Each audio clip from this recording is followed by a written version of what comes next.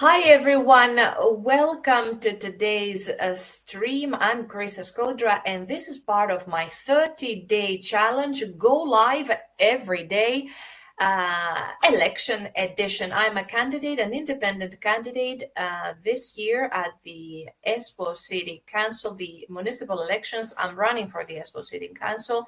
And today I would like to wish all my Muslim friends here in Finland and around the world Eid Mubarak, all the best of health and prosperity and blessings to you, health and success to you and your family. Espoo is a very diverse community. Our city has 75,000 international people, amongst them many Pakistani, Indians, Bangladeshi, you name it. Many different communities. I think we speak more than 165 languages in Espoo. Can you believe it? People from almost all over the world have found their place here in Espoo. March 31st today, and for our Muslim friends, Ramadan has ended. Eid now is bringing all these festive moments, so many of the people I know are on holiday, so I wish you happy holidays. I myself am a Christian, Greek Orthodox Christian girl. I wouldn't say I'm extremely religious, but I do have, I believe, some solid Christian values. What I would like to bring to today's agenda and a topic that has made its way again into my life is the decision that here in Espoo, the rainbow flags are on the pole in many public buildings and especially at schools. I haven't seen this phenomenon in other parts of Espoo, but in the neighborhood, in the part of Espoo there where I live, I saw it again today at our local school. I'm curious to see, and I tried to do a research and understand in how many public buildings and schools the rainbow flag is being demonstrated and erected, and how often. Today, March 31st, is, according to the internet, a day for transgender awareness. So Transgender Day of Awareness or something like that. And as I went to pick up my son from his school, I saw the flag up on the flagpole. It was not there in the morning. Probably it was after I left my son to school. But nonetheless, at around 3:30, the flag, this colorful flag, was on the pole. Now, my personal opinion, and I want to really have a discussion and a debate, if you like, with you. Why is these flags, others call them pride flags, rainbow flags, LGBTQ flags. So these colorful rainbow flags, I like the word rainbow. Those rainbow flags are being displayed in our schools here in my city, in this part of the city where I live. And I believe that they should not. I have also replied to the National Broadcasting Company's election compass, the Valikone, Wiley's Valikone. There was a question, let me pull it up for you so you could see what the question was about. So I will share my screen now so you can have a look what the candidates who are participating in the elections are having to reply to. So as you see here, let me bring this on the spotlight. Here it is. There was a question. First, let's read it in Finnish. Kotikuntani olisi hyvä osoita tukensa sukupuoli- ja seksuaalivähemmistöille Pride-liputuksella. So it says that my home municipality, it would be good to show support for those gender and sexual minorities by putting the pride flag. And I responded, täysin eri mieltä, absolutely disagree, totally of the opposite of opinion. And I wrote here in my answer, allow me to read it for you. Let me see if you can see it quite well. Yes, I think it shows well. So I wrote, uskon, että sateenkaarilipuilla ei ole paikka julkisissa kouluissa tai muissa julkisissa rakennuksissa Espoossa tai Suomessa, vaikka ymmärrän, että niiden tarkoitus on edustaa inklusiivisuutta, mielestäni tällaisia vähemmistön symboleja vieraantuvat suurimman osan kansalaisista, siksi ei tulisi näytä paikoissa, jotka palvelevat kaikkia yhteisön jäseniä. Esimerkiksi oli eriskummallista nähdä sateenkaarilipu useasti tankossa noin 10-12 kertaa viime vuodessa paikallisessa koulussamme. Tämä lippu ei edusta minua eikä suurinta osa ihmisistä. Ainoa hyväksyttävä lippu on Suomen lippu tai EU-lippu erityistilanteista. I can turn the page to English or I can just translate it to you, but I already put my answers at the election compass in English and in Finnish. So this is in English what I wrote. So for those who are not so comfortable with Finnish, I said that I believe that those rainbow flags have no place in public schools or other public buildings in Espoo or Finland in general. Although I do understand that they're meant to represent inclusivity, in my opinion, such minority symbols alienate the majority of citizens and therefore should not be displayed in places that serve all members of the community. For instance, it was strange to see the rainbow flag on the flagpole approximately 10 to 12 times last year at a local school.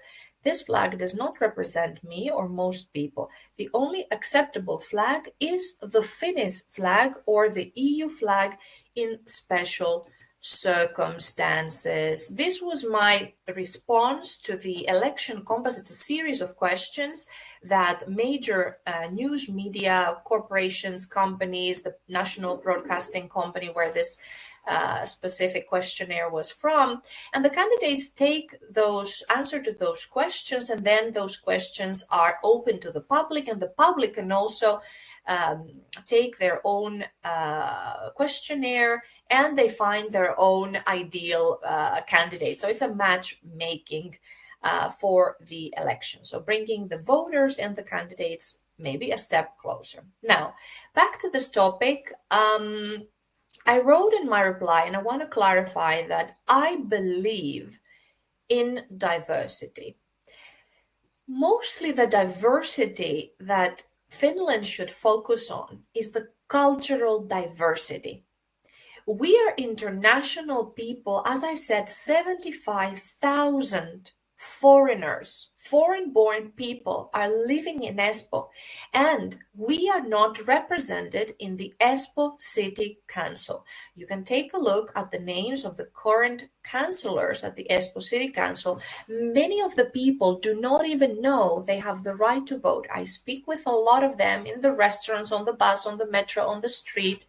Some of them have been living here for 6, 8, 9 years, and they say, oh, probably I don't have the right, and they don't know. And I say, go to suomi.fi, check out with your bank identifiers, let's see. So the cultural diversity we have in our city is not represented. So I feel that, and I myself, I'm a Hofstede intercultural communication lecturer, It's a topic that is very close to my heart. I am for multiculturalism, multilingualism. I'm the mother of a multicultural, multilingual child. Our friends are internationals. They come from all over the world. They practice different religions. There's respect to our religion, to their religion. Some are Persian, some are celebrate Noryu, some are Indian, some are, we have lots of people in our community. We are Greeks ourselves. We celebrate the Greek Easter.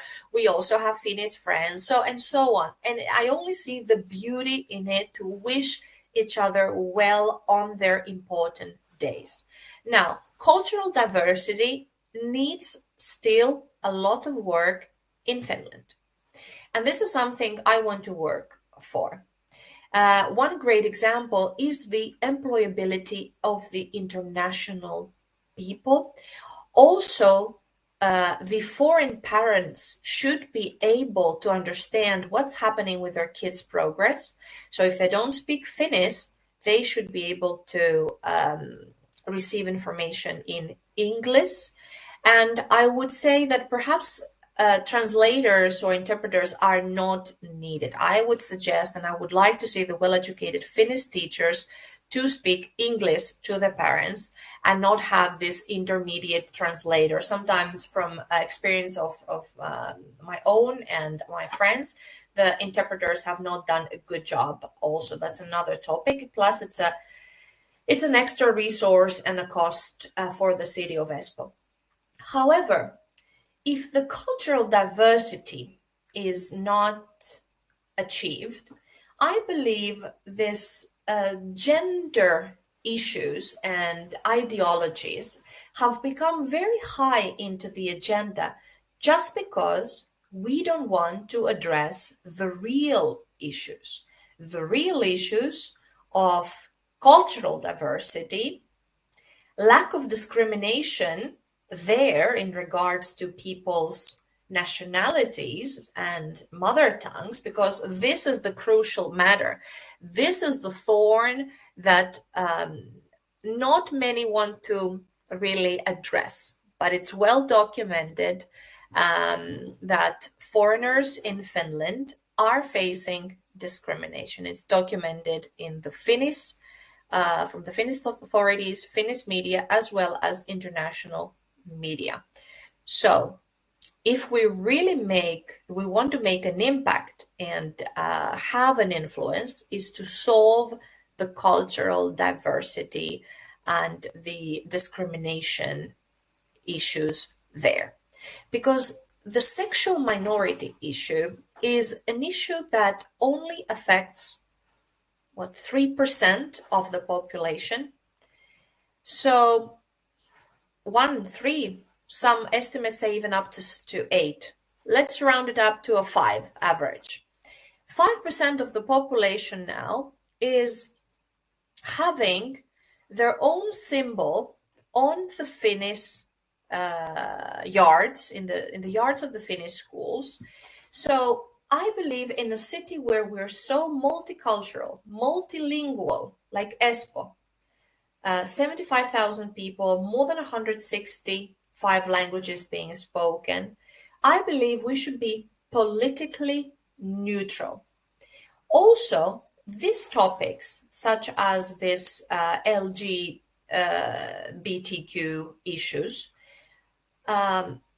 should be addressed at home according to each family's values, cultural and religious beliefs.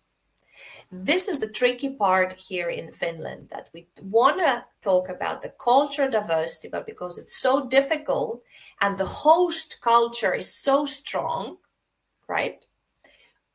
Often it's believed that you do as, right, what the saying says, that you do as Romans do. And having said that, I think that many Finnish people also do not disagree with the flags being put up on the poles. And actually today, when I saw that flag, there were at least 4 people around, and I asked them all, and they were of the same opinion. There was also one political candidate from Kokoomus, the party under which list I am there. I would also have a person from Kokoomus who replied in this election compass that he's of the same opinion that this flag has no place in the Finnish schools, but at the last moment he cancelled his participation. But please, I encourage you to look at your candidates' election compass answers to those questions. For instance, the one I showed you here was from YLE. Here is the national broadcaster. So check out what the candidates have to say, because some of them, although they have their information publicly there, somehow they are intimidated, or they don't want to go so public. So that makes me wonder why in such a democratic society there are some topics that they're not easy to talk to. Why people feel that I'd rather not voice my opinion, even though the information is already there. As I said, the election compass results and all the candidates' answers are publicly available, but there's a certain hesitation. Is a powerful minority dictating how things are done, and are people being labeled? And this is the thing what I'm definitely against. So as I said, schools should be politically neutral. They should not endorse any political or social movement. Second, parents have the right to explain to their children about such matters. And I would like the schools to focus on academics and true science, such as biology. The rest are gender studies, and they are better for even older students. I told you about the incident about my son watching a couple of weeks ago a video at his class about a child transitioning to another gender. This is a topic I will come back to when I have more insights. And then another issue is the equal treatment of all social groups. So why do we want, or why has it been so that only one specific minority group, which represents only 3% of the population, that's the estimate, why the schools are taking such a stance to display a flag of one particular minority, forgetting other cultural identities, other religious groups, other social movements. So this shows a little bit favoritism. So I believe that no single group should be highlighted and brought to the forefront. And again, what is the relevance, for example, today, March 31st, of Transgender Day, what this has to do with the Finnish primary schools that has pupils from age 7 so to age 14. So what is the connection there? Why is it important? I believe schools should focus, and as I said before, solely on education and on sciences and academic subjects. Of course, student well-being is very important, but these topics are very confusing for little children, especially I want to talk about my 9-year-old son and his classmates who giggle and feel uncomfortable, and they come home with questions such as what is a transition, and what is a transgender, and do they cut their head off and put them in another person's body, which is a valid question. So I would like to appeal to you, parents who are of the same opinion that schools and children should be left to have a happy childhood away from certain ideologies that they're pushed to them. It's great to know about things. It's great to respect diversity. My personal opinion is that the diversity we should celebrate is multiculturalism and multilingualism. So cultures and languages, they bring such value. And having said that, I do love the Finnish culture also. So I love the Finnish culture. I love parts of the Greek culture and so on. Every culture has something great to offer. So this is where the value comes from taking the best, handpicking the best out of each culture, raising our children with intercultural awareness, respect to other people's religions, and everything else, of course, and how people are and how they're born, and of course what choices they made. So it goes without saying. But I would like to argue that no ideologies of certain minorities that are put on the pedestal and their symbols are used exclusively. So I'm just wondering, is only the specific symbols highlighting inclusivity or exclusivity? Let me know in the comments what you think. And if you're wondering who to vote for Espoo City Council, vote for me, fearless foreign female, number 38737. Olen ehdolla Espoon kaupunkivaltuuston. I would be honored to have your vote. So a fearless female foreigner. I could, with strong opinions, but with logic and common sense, a person who is not afraid to ask questions and think on my own. I look forward to hear your opinions, and let me know if you have any questions that you want me to elaborate on. Thank you for watching. Bye.